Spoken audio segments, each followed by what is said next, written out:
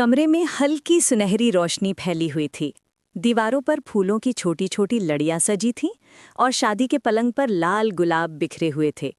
कमरे के एक कोने में सुमाया पीले जोड़े में सिर झुकाए बैठी थी। उसके हाथों पर मेहंदी रची थी, आंखों में काजल की महीन लकीर थी, लेकिन उनमें एक अनजानी सी घबराहट तैर रही थी। उम्र सिर्फ 19 साल थी और जिंदगी के इस नए मोड़ पर दिल बार बार कांप रहा था। काश मैं गरीब न होती तो आज मेरे हाथ में किताब होती, मेहंदी नहीं, वो मन ही मन सोच रही थी। मासी ने कहा था सब ठीक हो जाएगा। क्या वाकई हो जाएगा? अचानक कमरे का दरवाज़ा धीरे से खुला। सुमाया ने पलकें और झुका लीं। अंदर आते कदमों की आहट से उसका दिल जोर जोर से धड़कने लगा। आरव अंदर दाखिल हुआ। उसके कदम संभले संभले और संजीदे थे। जैसे ही उसकी नज़र सुमाया पर पड़ी, वो ठिठक गया। ये है मेरी दुल्हन। आरव की आंखों में हैरानी उतर आई। वो एक गंभीर और समझदार मर्द था जिसकी उम्र 30 के करीब थी। उसने हमेशा सोचा था कि उसकी मासी और मामा उसके लिए कोई मैच्योर और समझदार लड़के पसंद करेंगे, लेकिन सामने कम उम्र सहमी हुई लड़की बैठी थी। वो चौंक गया था। इतने सालों से वो एक समझदार जीवन साथी की तलाश में था और अब ये हाल देखकर वो अपनी जगह से हिल भी नहीं पाया था। लड़की का जिस्म नाजुक था और वो और भी कम उम्र की लग रही थी। कुछ पल वो यूं ही खड़ा रहा, फिर उसके दिल ने करवट ली। अगर लड़की छोटी है तो क्या हुआ? बीवी है, शादी हो चुकी है, उसकी इज्जत है। अगर प्यार से संभालूंगा तो वो सब समझ जाएगी। ये सोचकर उसने गला खंखार कर अपनी मौजूदगी जताई और धीमे लहजे में कहा। सुमाया ने हल्के से पलकों को उठाया, फिर नजरें झुका ली। ठीक। कमरे में खामोशी छा गई।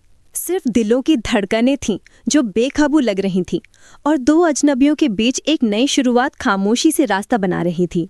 कमरे की इस चुप्पी में बस हवा की हल्की सरसराहट थी और सुमाया की बेचैनी जैसे पिज़्ज़ा में घुलती जा रही थी। आरव ने गहरी सांस ली और धीरे धीरे बिस्तर की ओर बढ़ा। वो उसके पास बैठा तो सुमाया सहम कर थोड़ा पीछे खिसक गई। उसके पीछे हटने से आरव के चेहरे पर हल्का खिंचाव आ गया। उसे अच्छा नहीं लगा। उसे एक अजीब सी टीस हुई, मगर खुद को संभालते हुए वो बोला, इतना भारी दुपट्टा क्यों ओढ़ रखा है? उतार दो, गर्मी हो रही होगी। आरव ने हल्के फुल्के अंदाज में कहा, मगर उसकी आवाज में नरमी थी। वो जानबूझकर उसे सहज करने की कोशिश कर रहा था ताकि रिश्ता ठीक ढंग से शुरू हो सके, मगर हालात कुछ और ही इशारा कर रहे थे। सुमाया ने इनकार में सिर हिलाया, जैसे कुछ कहना चाह रही हो पर हिम्मत ना हो रही हो। उसके दिल की धड़कनें तेज थीं। आरव कुछ पल उसे देखता रहा और फिर हल्की मुस्कान के साथ उसका हाथ पकड़ लिया, लेकिन सुमाया और भी ज्यादा कांप गई और पीछे हट गई। आरव के माथे पर बल आ गया। उसकी आंखों में क्षणिक गुस्सा आया, लेकिन वो फिर नरम पड़ गया। क्या हुआ है? मैं तुम्हारा पति हूं, इस तरह का बर्ताव क्यों कर रही हो? उसकी आवाज में शिकवा था जिसे वो चाहकर भी छुपा नहीं पाया। दरअसल आरव खुशी के मारे अपनी बेगम से जल्दी मिलना चाहता था। सुमाया ने आंसू भरी निगाहों से उसकी तरफ देखा और धीरे से अपना घूंघट उठा दिया। आरव एक पल को सन्न रह गया, जैसे वक्त थम गया हो।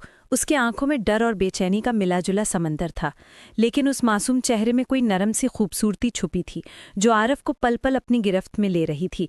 ऐसा मासूम चेहरा उसने पहले कभी नहीं देखा था और वो एकटक देखता रह गया। आंखों में आंसू थे, बड़ी बड़ी नशीली आंखें, गुलाबी पंखुड़ियों जैसे होंठ। वो लड़की देखने में बला की खूबसूरत थी। आरव कुछ कहता उससे पहले ही ममता की आवाज़ ने दोनों के बीच पसरे सन्नाटे को तोड़ दिया। वो आरव की आंखों में देखती हुई बोली, मुझे आपसे कुछ बात करनी है। उसकी आवाज़ उस पल बहुत मुलायम और गंभीर थी। उसकी नज़रें आरव से मिलीं तो दिल जोर जोर से धड़कने लगा। वो वक्त और उसकी गंभीरता को भांप चुकी थी और शर्म से दोहरी हो रही थी। आरव ने गहरी सांस ली और अपने लहजे को और भी नरम करते हुए कहा, बोलो, तुम्हारी हर बात मानूंगा। वो थोड़ा और पास आया और एक हल्की मुस्कान उसके चेहरे पर खिल उठी। उसने ममता का हाथ नरमी से थामते हुए कहा, तुम छोटी हो, मुझे पता है, इसलिए मैं तुम्हें बहुत प्यार से समझाऊंगा। घबराओ मत, मैं तुम्हारा पति हूँ, तुमसे मोहब्बत करूंगा। अगर कोई बात परेशान कर रही है तो बेझिझक कहो, डरने की कोई बात नहीं है। मुझे पता है, एक लड़की के लिए अपने माँ बाप को छोड़कर किसी अनजान जगह आना आसान नहीं होता। मैं तुम्हारी तकलीफ समझ सकता हूँ। मैं हमेशा तुम्हारे साथ रहूँगा, तुम्हें प्यार दूंगा। बस मुझे अपने दिल की बात बताओ जो तुम्हें बेचैन कर रही है। आरव ने उसकी चुप्पी को महसूस किया और उसकी आंखों में सवालिया नजरों से झांका। ममता का दिल धड़क रहा था। वो कुछ कहना चाहती थी लेकिन समझ नहीं पा रही थी। कैसे कहे कि उसके भीतर कितनी घुटन है। कुछ पल यूं ही बीत गए और फिर आखिरकार ममता ने गहरी सांस लेकर कहा, मैं ज्यादा भूमिका नहीं बांधूंगी, बस आपसे अपने दिल की बात कहूंगी। मासी ने मुझे मना किया था, लेकिन मेरा मानना है कि जो दिल में है वो जरूर कहना चाहिए। मैं ये शादी नहीं करना चाहती थी और ना ही इस रिश्ते के लिए तैयार थी। उसके लफ्जों में इतनी बेबसी थी कि आरव का दिल एक पल को कांप उठा। आरव ने नरमी से उसकी तरफ देखा और कहा, कोई बात नहीं, कोई भी लड़की शादी की रात पूरी तरह से तैयार नहीं होती। थोड़ा वक्त लगता है, लेकिन तुम ठीक हो जाओगी और मैं हूं ना तुम्हारे लिए। उसका लहजा बेहद सुकून देने वाला था। ममता ने नजरें झुकाईं और कहा, प्लीज मेरी बात पूरी होने दीजिए। आरव चुप हो गया। उसे एक अजीब सी झेप महसूस हुई। ममता ने आगे कहा, गरीब होना बहुत बड़ी तकलीफ है। मेरे माँ बाप कभी मेरी शादी इतनी कम उम्र में नहीं करते, लेकिन आपकी बहनों की वजह से मुझे विदा होना पड़ा। पग जैसे थम गया था।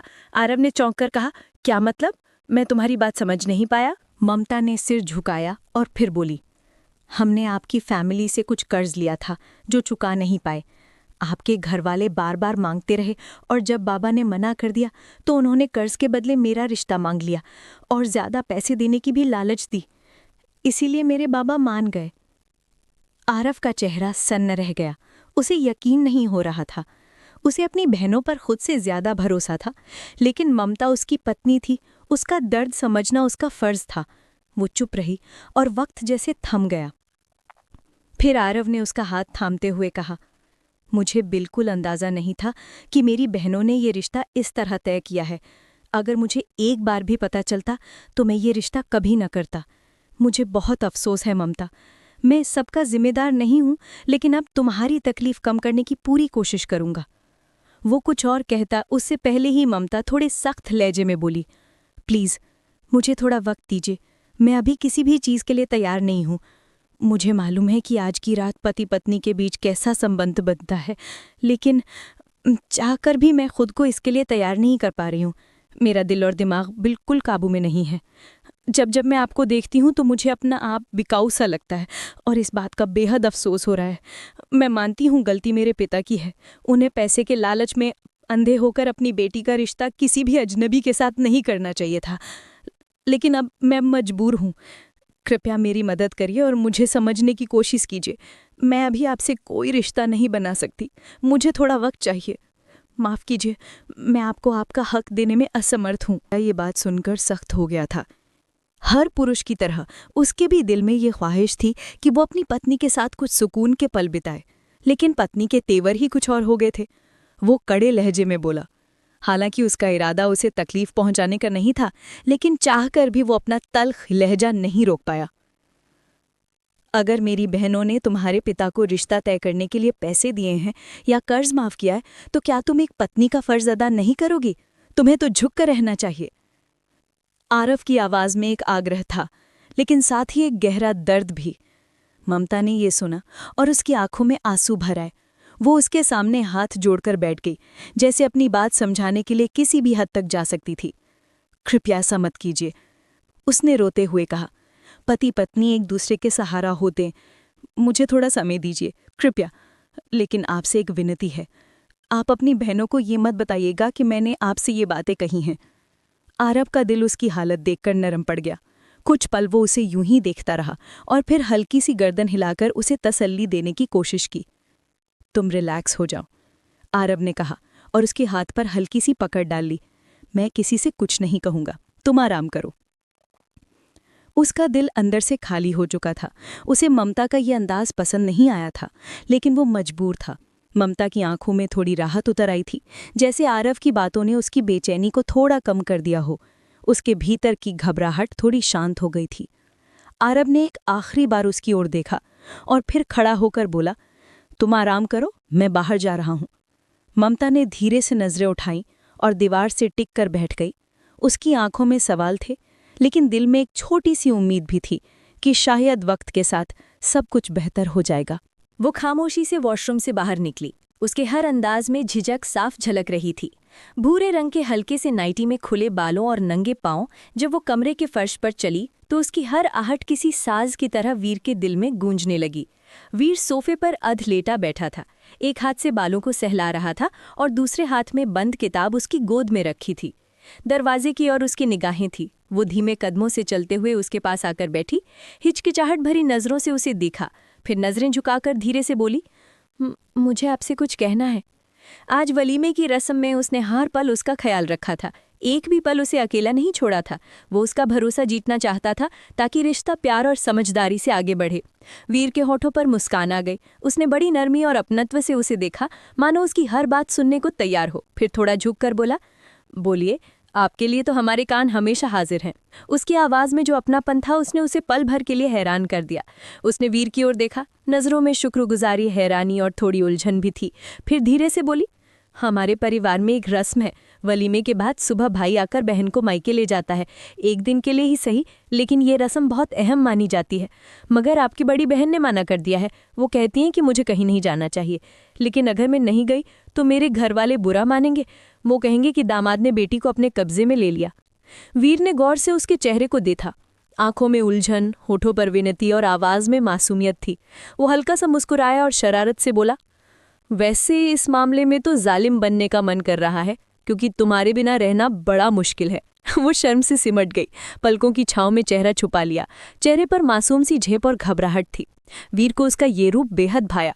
वो थोड़ा झुककर नरम लहजे में बोला, अच्छा ठीक है, चली जाना, लेकिन सिर्फ 2 दिन के लिए। उसके बाद फौरन लौट आना, तुम्हारी दूरी बर्दाश्त नहीं होगी। उसके लहजे में जो शिद्दत थी उसने कमला के दिल को जैसे फूल की तरह खिला दिया। वो मुस्कुराई, आंखों में शरारत और होंठों पर प्यारी सी हंसी थी। पक्का वादा, 2 दिन बाद फौरन वापस आ जाऊंगी, वो शरारत से बोली और हंसते हुए बिस्तर की तरफ चली गई। कमरे में अब सिर्फ मुस्कानों की गूंज थी, एक नई शुरुआत की खुशबू और एक दूसरे के एहसास से भरी ताजगी हर चीज में घुल चुकी थी। कमरे की रोशनी उनके चेहरों से झलक रही थी और रात की खामोशी उनकी मोहब्बत की गवाह बन गई थी। वक्त जैसे पंख लगाकर उड़ने लगा। 1.5 दिन बीत चुका था। दोपहर की धूप खिड़की के पर्दों से छनकर कमरे में सुनहरी चमक बिखेर रही थी, लेकिन कमरे की खामोशी में उदासी की परत छड़ी हुई थी। वीर बिस्तर पर अकेला लेटा छत को देख रहा था, जैसे वहां कोई चेहरा हो जिसे वो शिद्दत से देखना चाहता हो। कमला को गए हुए अभी 24 घंटे भी नहीं हुए थे, लेकिन वीर को लग रहा था जैसे सदियां बीत गई हों। वो कमरे के हर कोने को देख रहा था, जहां कभी कमला के बालों की खुशबू थी, उसकी मीठी बातों की गूंज और हंसी की परछाइयां थीं। Thank you so much my lovely viewers. आप सभी का बहुत बहुत धन्यवाद हमारे वीडियो को लास्ट तक देखने के लिए। अगर आपको हमारा वीडियो अच्छा लगे तो कृपया इसे लाइक करें और ज़्यादा से ज़्यादा लोगों तक शेयर करें और हमारे चैनल को सब्सक्राइब करें। अगर आप इसका पार्ट 2 चाहते हैं तो प्लीज़ हमें कमेंट करें।